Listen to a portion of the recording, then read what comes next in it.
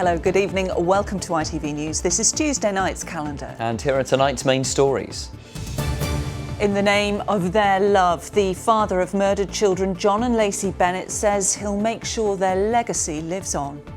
No matter how bad your days might feel, that there can be another day where you can get out of bed and it could be a good one. I'm doing amazing things that I'd have never ever done, and I'm doing it all through strength for them. At home with the Burrows, with just 5 days to go to the Leeds Marathon, we find out how Rob and Lindsay's own race preparations are going. The reason why I'm doing this run is for Rob and just to do your little bit to show that you care, and I think that will get me to the finish line. Just thinking of Rob and seeing the children at the finish line. I'm so proud of Lindsay for the first marathon. I don't know how she does it. I've been in love with her anyway, so now I have more than ever. In sport, the Bantams booked themselves a place in the League Two playoffs, and our cameras were there to capture the celebrations. And talking of celebrations, we look back on how people from our region marked a right royal weekend in the capital and closer to home.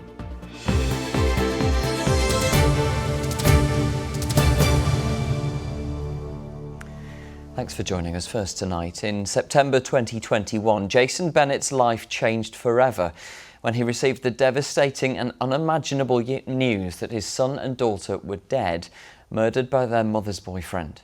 John and Lacey Bennett were killed at their home near Sheffield by Damien Bendel. He also killed their mum Terry and their friend Connie. Now Jason is channeling his grief into organising a charity event in memory of John and Lacey to ensure their legacy lives on. He's been speaking to Tina Gelder. John pretended to be this fiery kid, but deep down he was just so gentle. And Lacey was just a wind-up merchant, all day, every day. Jason Bennett's life was torn apart when his children John and Lacey were killed. Damien Bendel murdered them, their mum Terry Harris and their friend Connie Gent. He's now serving 5 whole life sentences. I had to go and identify my children, and I kissed them, because to me, even though what injuries they'd gone through, they were still beautiful. So I kissed them both on lips, I kissed them on head, and then I held their hands, and I promised them that I'd live their love through me. And Jason is keeping that promise, organising a football match. He, his family and close friends will take on Sheffield Wednesday legends. There'll also be a raffle and an auction of football memorabilia. So this is a shirt from Jack, Mr Grealish. He's got his signature here in his shirt number 10. Jimmy Greaves, autobiography, signed. I just want it to be such a fun day. Again, some legends for family and friends to enjoy, in memory of John, Lacey. All proceeds will go to the Youth Cancer Trust, a charity the children helped to raise money for. Selling bubblegum, bubbles, have a good day.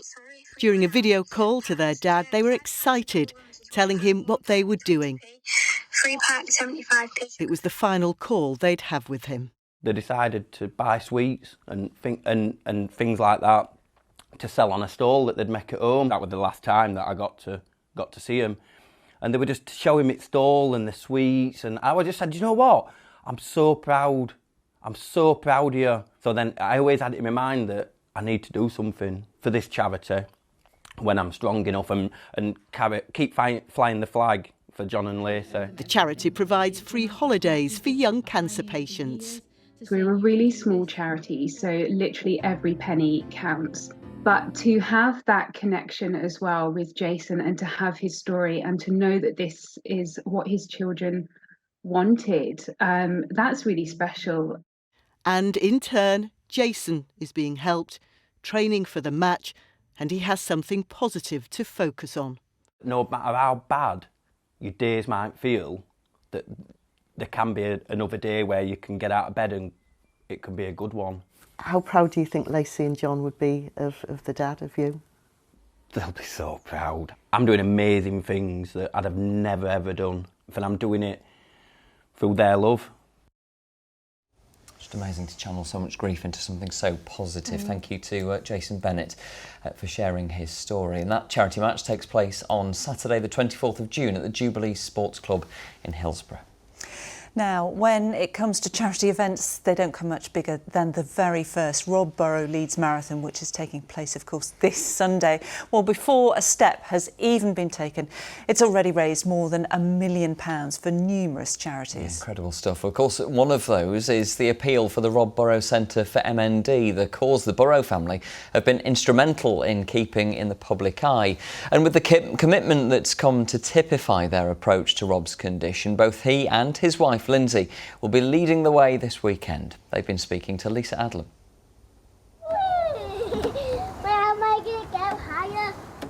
If the thousands of runners lining up on Sunday have even a fraction of the energy of Jackson, Mayer and Macy, the following 26.2 miles will be a breeze. Life in the Burrow household is always busy, no more so than now, as they prepare for the inaugural marathon in Rob's name. But they found time to catch up with us and to look ahead to what promises to be a day to remember. Everyone will want to know how you are. Yeah, I'm feeling great, thanks for asking, and I feel really good in myself. You've been really looking forward to the marathon. I am not surprised at the amount of support for the marathon because I've been supported by the whole of the way since my diagnosis. I've been blown away by the number of people who have already started to run for the marathon itself. To have, over 12,000 people running the marathon and 3,000 people running the half marathon, and I think the support on the day will just be incredible. And just to say thank you, to Leeds and for the continued support. Lindsay will be one of those 12,000, and despite suffering a painful knee during training, she's kept up a gruelling schedule to get ready for the day. While Rob will have the strength of his friend Kevin Sinfield to get him around the course, Lindsay's strength is her sheer determination. It's going to be a challenge, but we like a challenge, don't we? And I think, the reason why I'm doing this run is for Rob and just to do your little bit to show that you care. And I think that will get me to the finish line. Just, thinking of Rob and seeing, the family and the children at the finish line will spur me on. I'm so proud of Linz for the first marathon. I don't know how she does it, looking after the kids and me, the biggest kid of them all. I've been in love with her anyway, so now I am more than ever. I'm sorry to say the training is not going on much, but it is not a problem because I have Kevin now. My wife has been amazing with the running until she has an injury to the knee, but I hope she pulled through. I'm really proud of her because she's got all of us to take care of. Take care of us all, and the fact that she says I'm doing it and not just quit at the last minute, and she's still going through it even though the pain in the knee. I'm very proud of Mum because she's very determined. She's determined that she'll finish it and she'll never give up, even if it means finishing in 7 hours. I'm sure she'll be quicker than that. I'm sure she will be quicker. At the heart of everything the Burrow family has done since Rob's diagnosis in 2019 is the drive to raise awareness of motor neurone disease, to find better treatments and a cure for the devastating condition, to build a dedicated MND centre in his name, to provide patients and their families with the best possible care and support. To have people, understand more what MND is, so people don't have to constantly explain what it is over and over again. And we've had people that have come up to us that have said, you've made a real difference because we don't have to explain what MND is now. So I think to have that is really important, and obviously the awareness and going towards more research into the disease. So the hope is that one day families, if they're told they have a person that has MND, but we've got treatments, but there is a cure, and that's kind of what the aim is, a world free of MND. And it's why the whole Burrow family juggle their busy lives to support those who support them. Today, travelling to Wakefield, where the Kew Burrow charity football team is holding a celebrity match, adding to the more than £100,000 the organisation's already raised. Rob, Macy and Mayer, guests of honour among a community who've taken them and the MND cause to their hearts. I am overcome with the support of the people who have been there from the beginning. The people have been asked to provide support and money at a bad time for everyone, yet they have done. Through the work that's been doing and the awareness that's been raised, people just want to do the bit, and I think, like Kev said, people do really care. Just how much they care has been evident since Rob and Kevin launched the marathon last year on the hallowed Headingley turf. Running onto that pitch where her husband enjoyed such glory for the Leeds Rhinos will be a special moment. For now, though, and much like many others taking part on Sunday, Lindsay's focus is on simply getting round.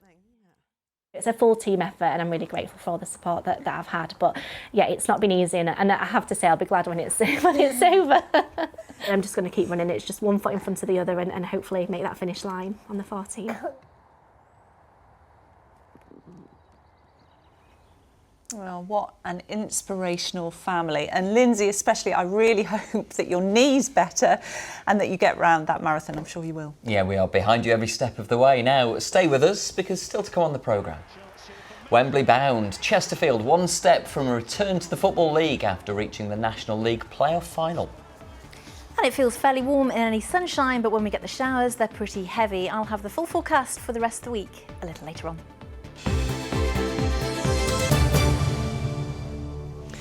Now, hundreds of thousands of people living with type 1 diabetes are said to be suffering in silence, struggling with eating disorders linked to their condition. Diabolemia is a catch-all term which is used to describe those on diabetes medication choosing to restrict or refuse insulin to try and prevent them from putting on weight. It's now thought almost a third of those with type 1 will develop some form of eating disorder, and there are calls for health authorities to offer more support. Nick Smith reports. Type 1 diabetes is a condition which requires strict diet control and monitoring over what you eat, something which can be particularly problematic for those who may be prone to developing eating disorders.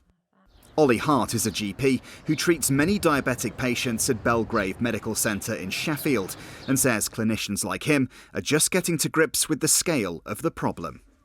Type 1 diabetes is a really awful condition to live with. There's a real burden of treatment and people sometimes really struggle to accept that, and I think that influences the way they deal with it. But also I think there's this real terrible sort of shame and blame culture, isn't it, that's around now. A lot of pressure to conform to, weight and to, stereotypes in society, and I think all of that puts a lot of pressure on people. Ariella Thompson was diagnosed with type 1 diabetes 7 years ago when she was 21. And spent several years battling bulimia as a teenager. The impact taking insulin had on her triggered long-standing anxieties about her body image. Prior to diagnosis, most people lose an awful lot of weight, and I'd lost some weight. When you're diagnosed and you start taking insulin, your body suddenly goes, oh my God, I have food, and it stores everything as fat and it stores water. And a lot of people, and certainly I did, put on a lot of weight quite quickly after diagnosis. When you go through eating disorder therapy, I was taught to kind of not fixate on food, and there I was 3 months later with a lifelong health condition that forces me to fixate on food, and that's a really difficult thing to balance, I think. The most severe form of eating disorder for people with type 1 is when insulin is omitted. That reduction or the omission of the correct levels of insulin over time can also lead to a lot of organ damage, sight loss, limb loss, kidney failure. So the consequences can be both in the moment and they can be lifelong. A parliamentary inquiry is underway to fully assess the scale of the link between type 1 diabetes and eating disorders to better understand the relationship. So we can learn how to better support those like Ariella who have to stringently monitor their diets. Nick Smith, ITV News. A quarter of transgender people say they hide their identity from work colleagues through fear of reprisals or a negative reaction. Many others, trans people, say they actually choose not to go to work for the very same reason. Well, now a new study by the group Transaxual says the situation is worse than it was 5 years ago, and one Leeds trans support group says employers need to help change all of that. Chloe Oliver has more. The country's first openly trans paramedics, Steph was nervous about coming out at her job. And I went through my first marriage, my first job, and everything just completely hiding myself. And I got a phone call one night from a really good friend of mine just trying to say, I need to let you know that someone's got a photo of you as Steph, and they're now showing it around the station. And they're showing, and from that point then, my journey began. Over her 20-year career, she's been subjected to verbal and physical abuse. I remember going into one person who turned around and looked at me and goes, what is that? And you kind of challenged back and said, We're an emergency crew on an emergency call. You've heard the call emergency number. We're here to look after you, not for you kind of discuss who I am. Taser, taser! Being trans on the front line is something Taser trainer Sky knows all too well. As a senior officer, she's proud to be an ambassador for the LGBT+ community. When I came out as trans, the police, much to my surprise in my region, were really, really supportive. But the support I've had from the public, the support I've had elsewhere, has been less so. As a public order trainer, as a Taser lead instructor, it was really important for me to be visible, to show the police that trans people were just simply human. 3 in 5 trans people who don't have a job say it's because they feel uncomfortable in the workplace. For trans people who are in work, 1 in 4 aren't open with their colleagues about being trans.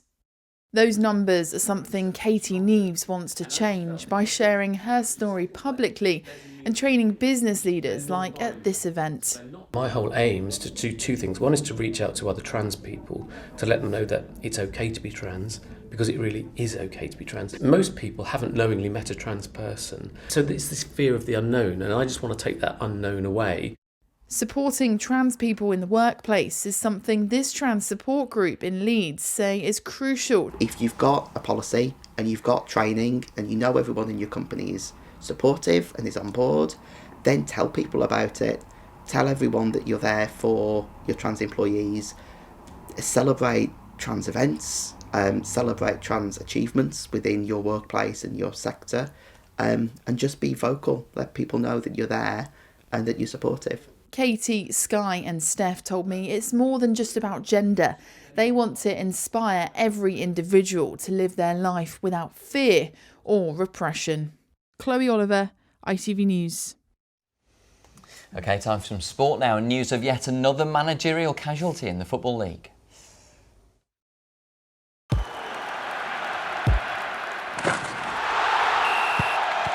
Xero Accounting Software sponsors ITV Regional Sports Report. Well, as you can see, Chris is with us. Hello. Hello. Yet another change at Doncaster, Chris. Yeah, the Football League season might be ending, but the sacking season never seems to end, does it, in the Football League? It just goes to show there's no sentiment in football, is there? Doncaster-born Danny Schofield lasting just over 6 months in the hot seat. Ultimately, he's paid the price for an unconvincing spell in charge, which saw the team lose 19 of the 33 matches he presided over. Yesterday's 2-1 defeat at Walsall means Rovers finished 18th in League Two, their worst finish since being promoted back to the Football League 20 years ago. Chairman David Blunt says they expect to name Schofield's replacement within the next 10 days. So, Chris, you mentioned it's the end of the regular season. What was left to be decided then? Yeah, just the one issue to be resolved, actually, Michael. Bradford City needed just a point from their final game of the season at home to champions Leyton Orient to ensure they qualified for the League Two playoffs, and they were roared on by a modern-day record league crowd. Arif Ahmed was amongst them.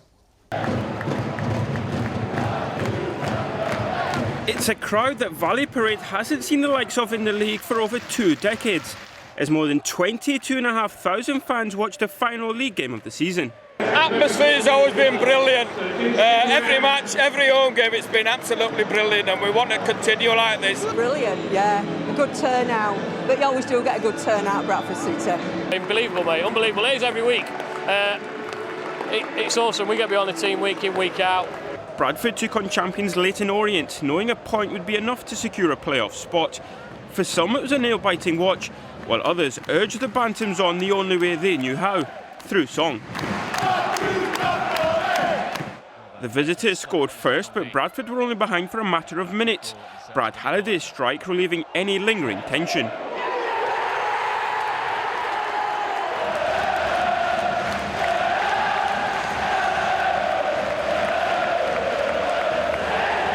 We're in the playoffs, so I'm happy again. And now we've got to go through it all again at the next game. I don't know if my heart can stand it. Oh, we're absolutely fantastic. We're in playoffs, so let's hope we get there to Wembley. Here we come. It was okay. We never do it the easy way at City. Difficult game today, but Yeah, came through, got the point we needed, so on to the playoffs. Absolutely fantastic. Onwards and upwards. Wembley, here we come. Here we come, we're going to smash it. Come on, smash it!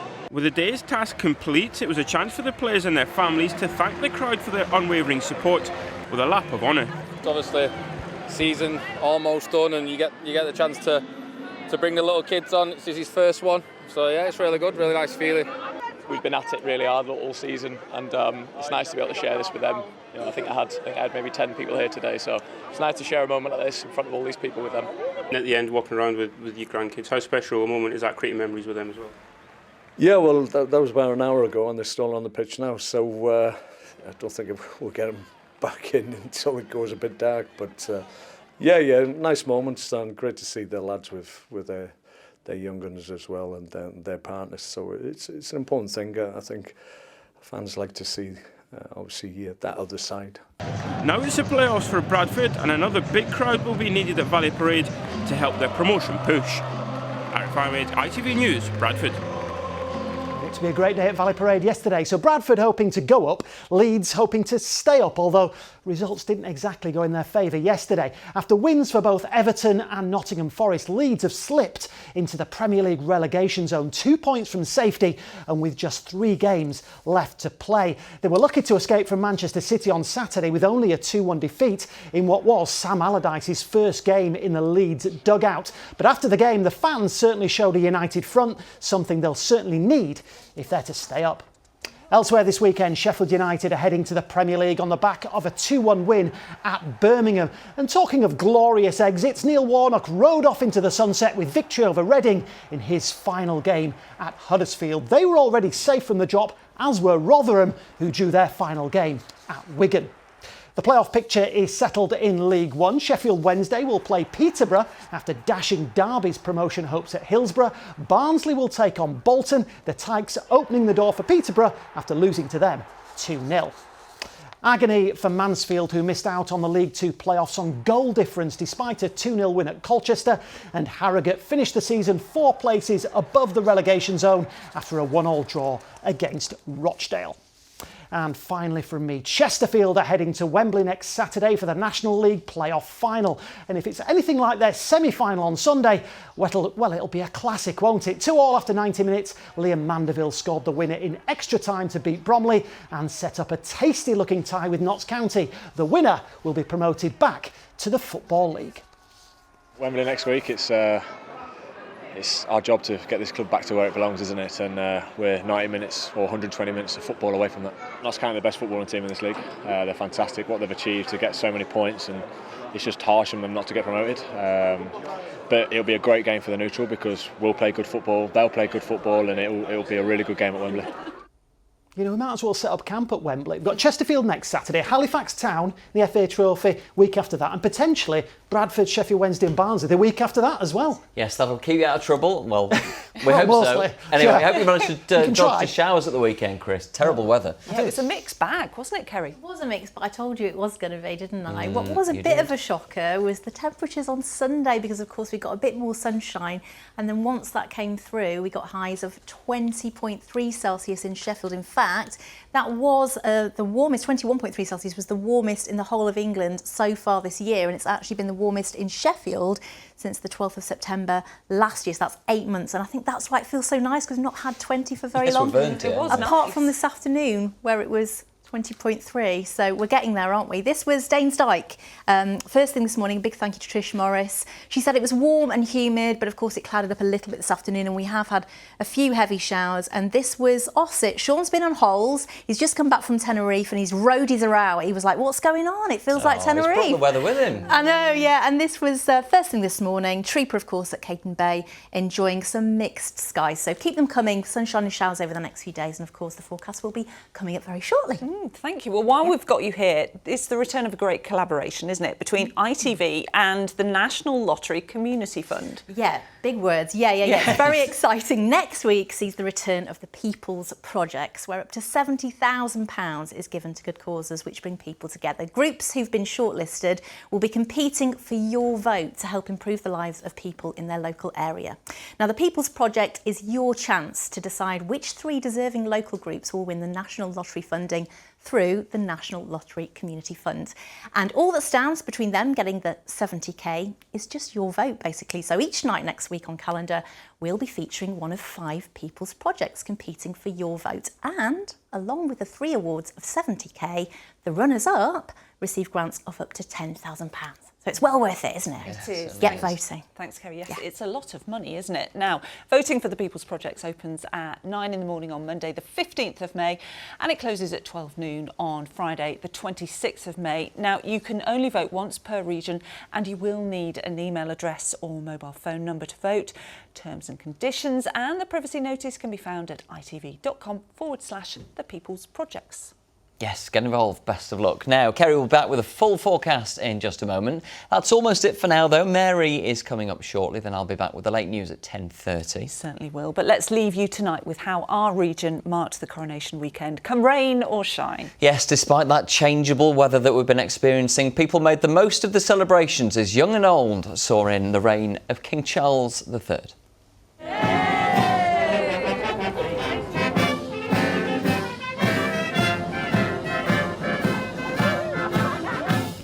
See the king tomorrow. Coronation Day!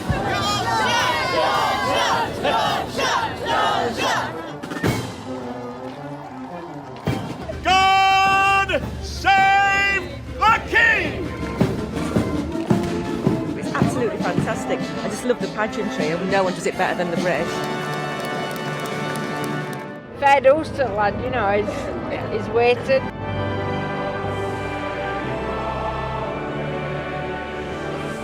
Did you think seeing the king? Same as mummy, absolutely amazing. Cheers!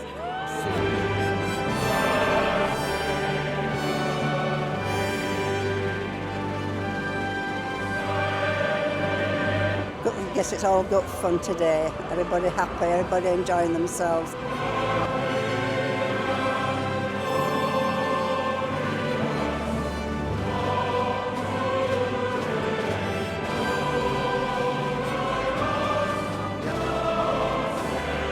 Charles is a forerunner for years and years about looking after all our green spaces, and I hope he comes and sees what we're doing here.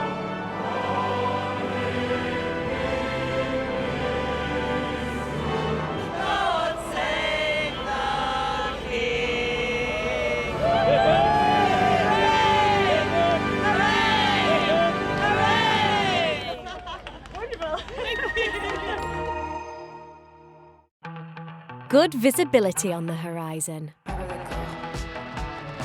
TUI sponsors ITV Yorkshire Weather.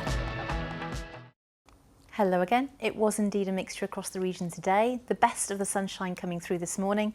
A big thank you to Gavin Sheesmith for sending me this on Twitter, and also to Sandy Nicholson for this great shot earlier today. Weather photos at itv.com is the email.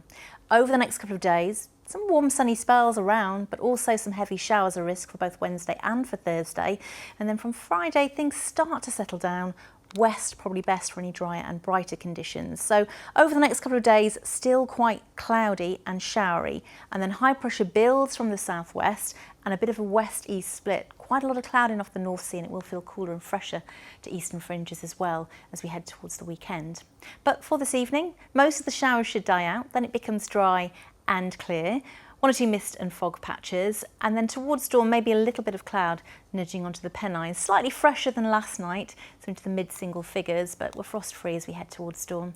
And there are sun times rising 5:14, setting again 8:52.